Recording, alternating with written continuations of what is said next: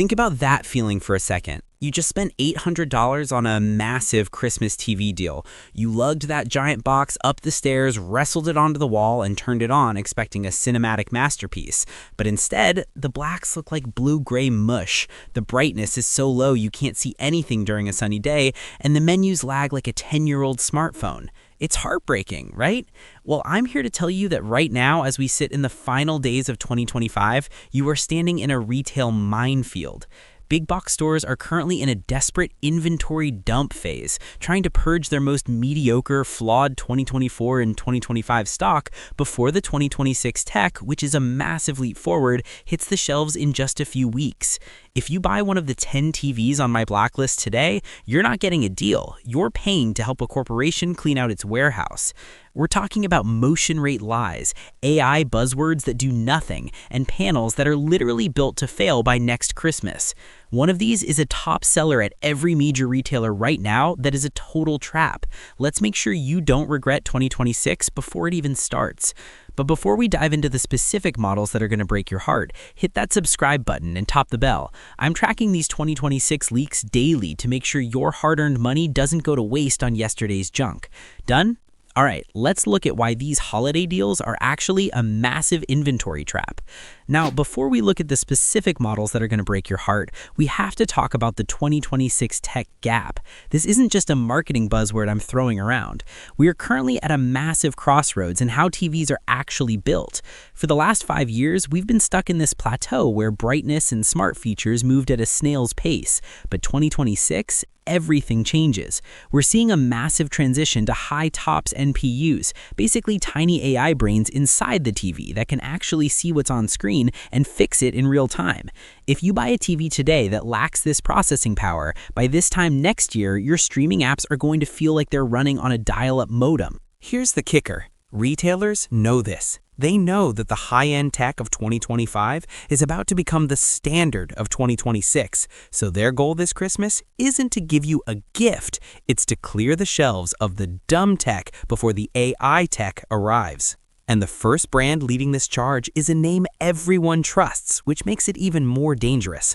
I'm looking at you, Samsung, specifically the DU7200 and the DU8000 series.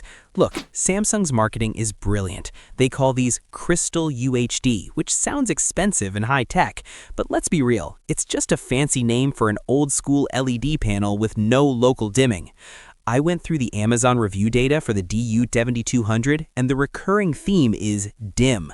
People get these home, put them in a living room with even one window, and suddenly they're watching a mirror, not a TV. In 2026, the industry standard for decent brightness is jumping to 600 nits even for budget models.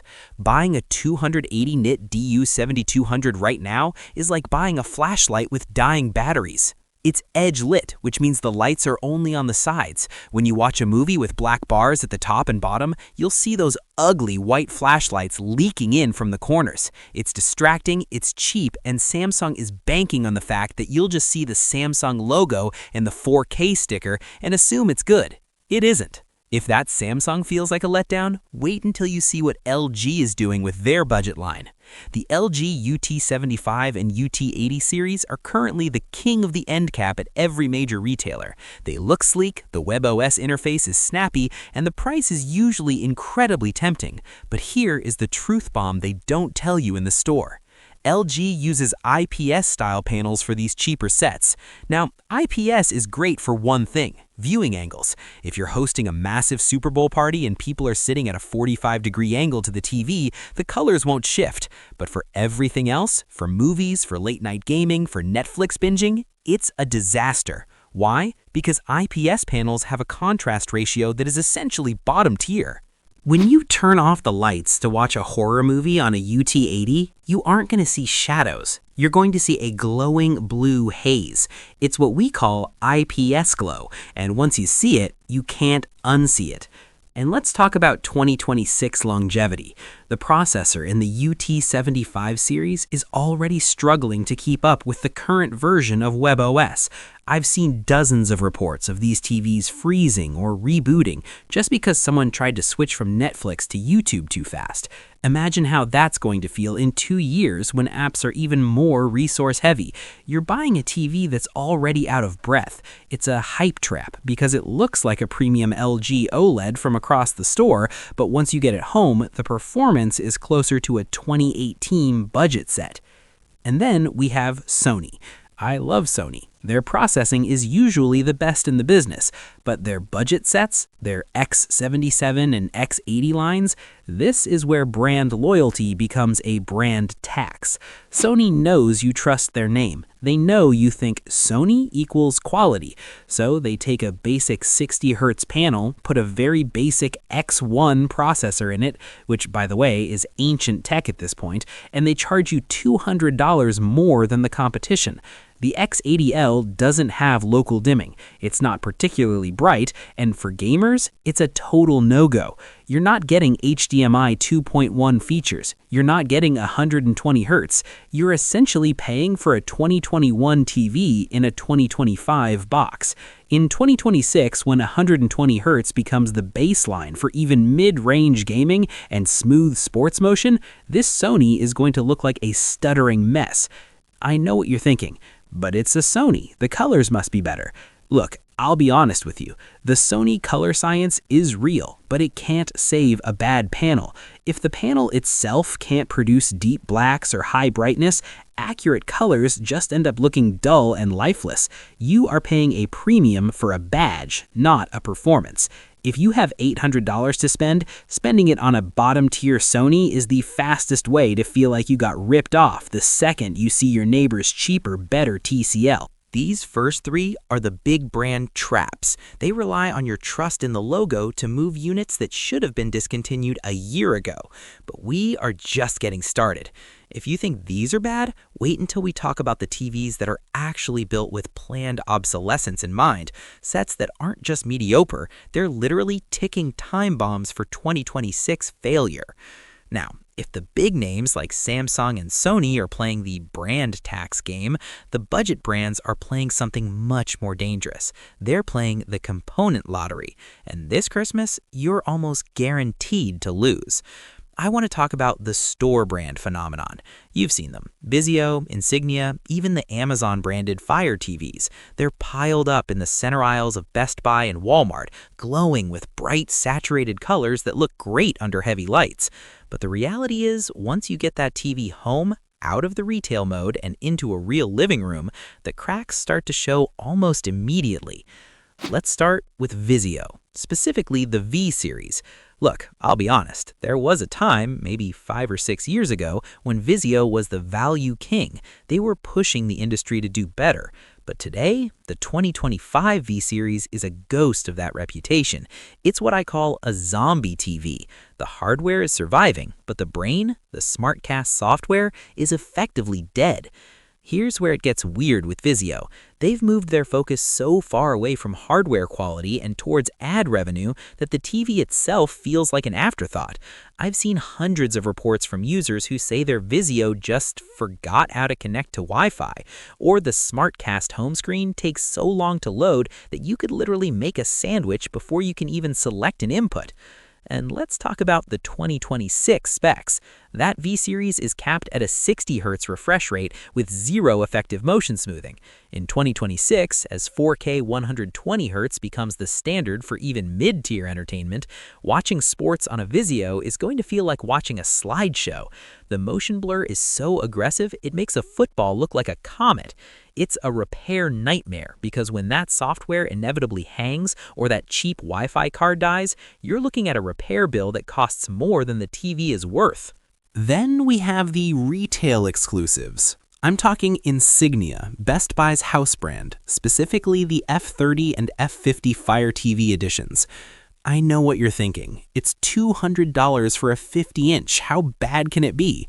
Look, it's not just bad, it's a ticking bomb. The F30 series is the doorbuster special. It exists for one reason, to get you into the store so you'll buy a soundbar or a protection plan. The build quality here is absolute bottom of the barrel. We're talking about capacitors that are rated for maybe 2,000 hours of use. If you leave your TV on as background noise, that TV might not even make it to Christmas 2026. And the Fire TV OS? Amazon keeps pushing updates that are designed for their high-end Omni series or their Fire Sticks. When those updates hit a low-end Insignia with 1 GB of RAM, the system chokes.